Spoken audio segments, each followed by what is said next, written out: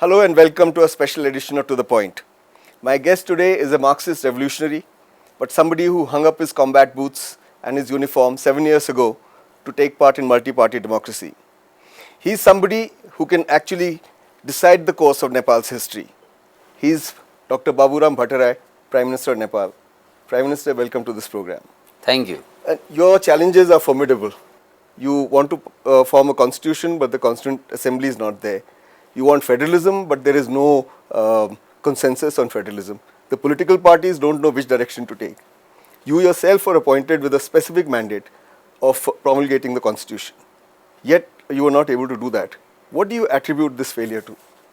As you correctly pointed out, being a Marxist revolutionary, I want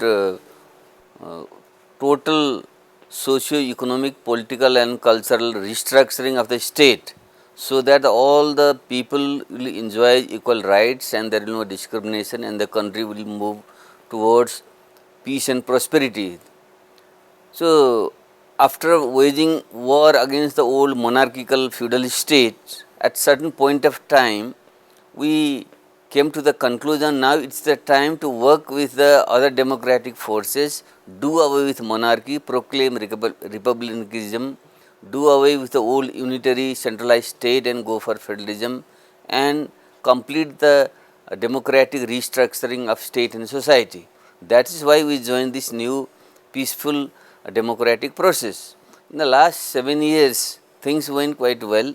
Our Maoist party came as the largest party in the Constituent Assembly, and when in the first 3 years the political parties failed to complete the peace process and make the constitution, I was assigned the duty to lead this process last year. So, I reluctantly accepted this responsibility because the task was very formidable. Even then, since it was my conviction to complete this process, I assumed the responsibility. Unfortunately, on the 27th of May, we couldn't complete the constitutional task, and according to the ruling of the Supreme Court, the Constituent Assembly automatically expired.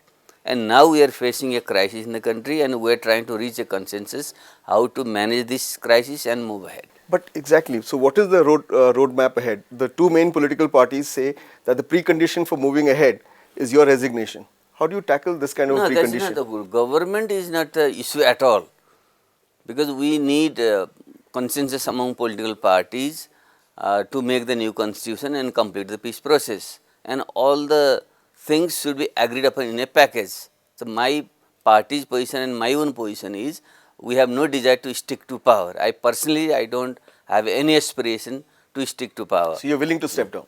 It's not a question. It's not a question of stepping down. When the assembly automatically expired, the government was automatically transformed into election government or transitional government. So, its status is not a regular government, it is a transitional government. So, there is no question of resigning. The main issue now is we have to reach a agreement in a package, including the election for the new Constituent Assembly and forming of a new unity government, which I am and my party prepared for. Okay.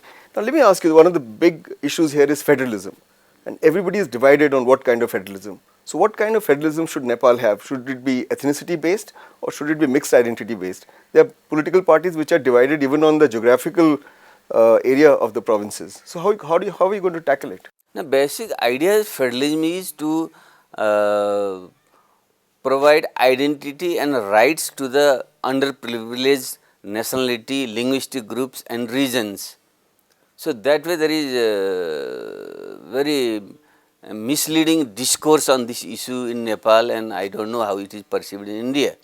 My own perception, my own party's position is since Nepal is a multi-nationality, multilingual country with tremendous regional diversity of highest mountains to the plain areas, inhabited by a divergent stock of people, federal restructuring means giving equal rights and identity to the oppressed nationalities, linguistic groups and regions. So, basically it is local self-governance you are talking about, really. It is not a question of little self-governance. With the federalism means they acquire rights of autonomy within the unified centralized state. Okay, so recently one Chinese leader was here who came and gave unsolicited advice to Nepal saying that Nepal should not have ethnicity based federalism. What do you think of such advice? Now, you see, for the Nepalese people to decide what kind of federalism they require, of course, our friends outside are free to provide their advice, but for the Nepalese people decide. Overwhelming majority of the oppressed nationalities, linguistic groups like the Madhesis, Janjatis and the far western regional people want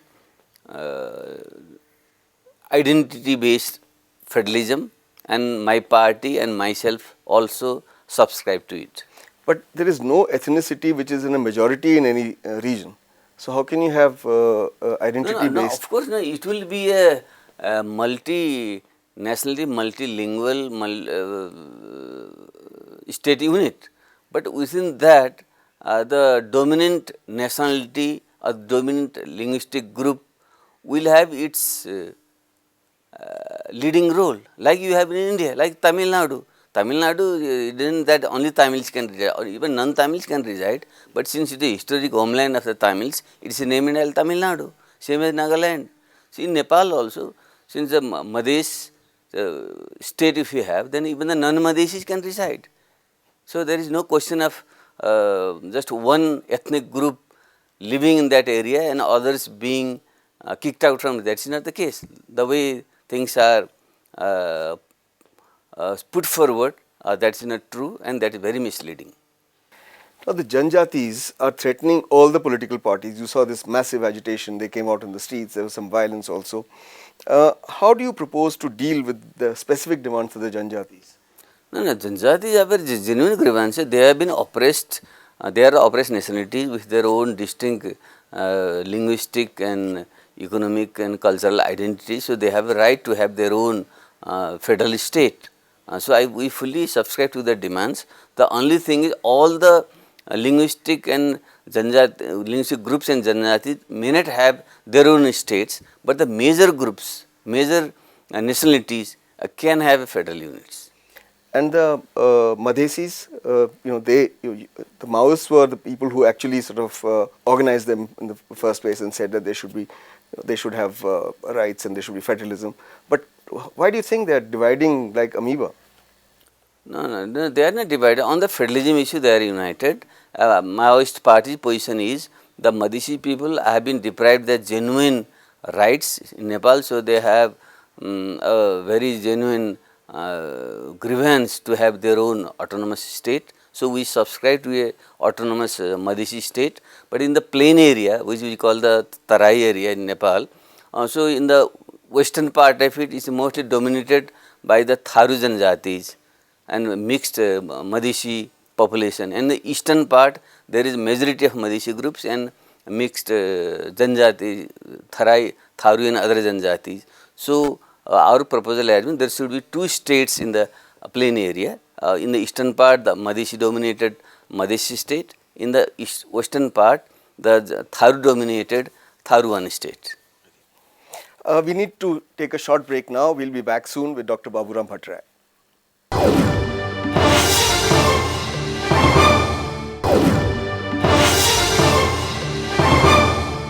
Welcome back. We are in conversation with Dr. Baburam Bhattarai, Prime Minister of Nepal. Prime Minister, there is a general impression that Western countries through NGOs are influencing the politics of Nepal in a big way these days. Do you think the Maoists have also been influenced by these international NGOs and the kind of agenda they are putting forward? No, I don't think so. In the present day world, which we call a globalized world, information, technology, finance flows to every nook and corner of the world. So, with this, their own ideologies also travel, but it is up to the people of the concerned country to decide what is best in their interest, and the Maoist party and myself subscribe to listening to various ideas, but deciding what is best for my country and the people. So, that way I do not think the undue influence of outside forces would make any material difference in Nepal. But you admit that there is a concerted attempt by these NGOs to set the agenda for Janjatis or for whoever else. No, no, that way everybody is trying to influence everybody else. You see, that's happening in the modern day world. You can't deny that. Okay, let's take the case of your party. Your party is recently divided into two. Now, do you think the differences between your party and the Mohan Baidyar group, they are so basic and fundamental that there can be no reconciliation, no unity again? Or do you think there's possibility of reunification? Yeah, unfortunately, one small group got splintered away under the leadership of Mohan Baidyar Kiran. It was very unfortunate because they subscribe to a traditional, very conservative, dogmatic form of Marxism, which we think is wrong, because the Marxism is a science which needs to be, basic tenets needs to be defended and applied according to the concrete condition of the country. So, we are trying to develop the Marxist science to suit our own specific situation. So, in that we had a fundamental ideological and political difference with Comrade Kiran. Even then we thought these differences could be reconciled within the unified party. But I think this splitting won't make much impact in future. Those comrades who have worked out will come back again. Are you making any efforts to make them come back, or you've given up for the time being? No, first we'll give them some time. They should realize their mistakes, and then once the whole party moves in the correct direction and it proves in practice what we have been doing is right, I think they will realize and come back. So the road is open for reunification. The road is open for everybody, but it should be on the basis of a concrete ideological political line which we have espoused. So what is the state of your relationship with Chairman Prachanda? Because of the last 7th plenum, there were a lot of ideological differences between people who support you and people who support the Prachanda line. So what is the state of this exactly. relationship? In fact, in the party we had to line difference basically between Comrade Kiran and me. He was following a very dogmatic traditionalist line, and I was trying to follow a very creative Marxist-Leninist Maoist line which was applied and developed in Nepal, and Comrade Prachanda with his specific quality to lead the whole thing was leading it. So at times it was difficult to reconcile between these two positions. So that is to create some confusion among our relation between Chairman Prachanda and myself. Now after the walking out of Comrade Kiran, Comrade Prachanda, our chairman, and myself are fully united, and now there is no difference between us, and our relation is excellent. Okay. You have said that the elections for the next Constituent Assembly or Parliament, whichever it is, will be held in November. Are you in a position to hold these elections in November, and will the elections be for a Constituent Assembly, for a Parliament, or for a Parliament that might partly function as a Constituent Assembly for a limited period of time? No, the Nepalese people fought for the last 60 years to have their own constitution through an elected Constituent Assembly. So that way, unfortunately, when the Constituent Assembly expired after 4 years, last May, the forthcoming election would be another Constituent Assembly. There is no doubt on that. Only thing is, since we have agreed on many things earlier on the constitutional issue, only the federalism issue is left. So if we agree on these things, then the new Constituent Assembly could complete its task within a few months, and that could be converted into a parliament. But the election would be for Constituent Assembly. But if the new Constituent Assembly is sovereign, why should it take into consideration what was agreed by a already lapsed Constituent Assembly? It might say, we will consider everything de novo, in which case you are again into a crisis situation where everything is renegotiated again. No, that won't happen, because major political forces in Nepal will more or less retain their position in the new assembly. So if we have general understanding, gentleman agreement to keep whatever we have agreed earlier, I don't think the scenario you have foreseen will materialize. So you are saying that this new Constituent Assembly will have the same number of seats, same kind of structure? We can have minor adjustment, but the composition of the assembly would be more or less same, and these major political parties will maintain their position. No, but how do you know the structure will be the same? It depends upon how people elect the new members. Minor change would be there, but I just visualize, there won't be a fundamental change. So you don't agree with the proposition No, that even then, no, in principle, I agree the new assembly will be sovereign and can decide on its own. But given the current position and standing of the political parties and leaders, we can have a gentleman's agreement and complete the task in a short period. But what is wrong with the proposal that you actually hold a parliament election, which a smaller parliament, and that parliament then, let's say in 3 months' time, completes the constitution making process, because 96 or 95% of it is already over. As you said, only one issue of federalism is left. So it finishes that, adopts that constitution, and then continues as a parliament instead of holding one more election after that. No. I think there is some confusion. Now, according to the interim constitution, there is no provision for holding election to a parliament. The interim constitution was meant for the election to a constituent assembly. So, we have that legal and constitutional problem. So, we can't have a direct election for the parliament. We can have a constituent assembly election, but that can be converted to a parliament. It is the same thing. You see. Election would be for constituent assembly, but that would be converted into a parliament. Now, when you took over, it seemed as if the integration of the People's Liberation Army with the Nepal Army would be an easy thing and would be done quickly, and a lot of hope was raised. But now issues of educational qualification and age, etc., are coming up. When do you see this process getting completed? Yeah, in fact, our party played a very major role and took very bold decision at times to complete the peace process, especially the integration of the PLA into the Nepal army. But unfortunately, there is some technical snags. Because of that, this process is on hold for some time. But once the dialogue with the political parties reached a conclusion and there is a conducive environment, soon we can sort out those technical problems and the integration process would be completed. So you don't see any problem? There is problem right now, but they are morely of a technical nature, like the date of birth and date of enrollment, all these things, which were registered with the United Nation mission to Nepal. But once the UNMIN has left, certain minor adjustments to those agreements can be made through the agreement among the major political parties. Okay, we need to take a break again. We'll be back soon. Keep watching Rajya Sabha TV.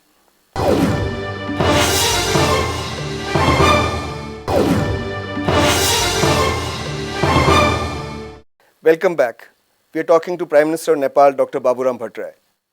Prime Minister, there is a perception that the Maoist-led government in Nepal is not able to address Indian concerns.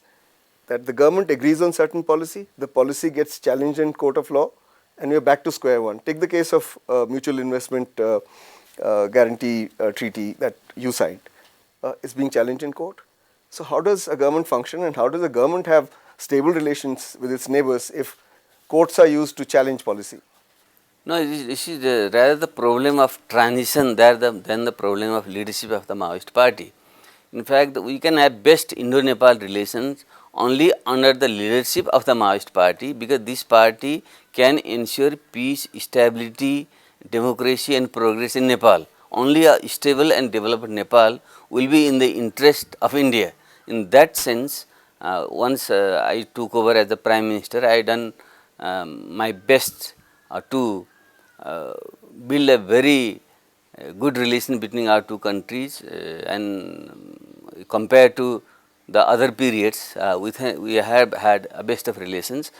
But there are certain problems are there because the old institutional structure are still there. Old judiciary, bureaucracy and some old laws are still in force. So because of that, we have not been able to implement certain agreements, but I am doing my best to implement what has been agreed. But why is there still a perception that the government is not doing enough in Nepal to give confidence to Indian investors to come in and invest in Nepal? Let me clarify. Firstly, the BIPA agreement, the Bilateral Investment Protection Promotion Agreement, which I signed during my last visit to Delhi, is going to be implemented. I can assure you that. Only some technical problems are there. and there are certain big hydro projects like the Karnali project, the Marsangdi project, Arun projects and others which were on hold because of some disputes have now been over. My government has taken a decision so that the project development agreement will be signed soon and these projects will go ahead. And similarly, I am trying to move forward with some big projects through the investment board which I have constituted, and it has already started a preparatory work.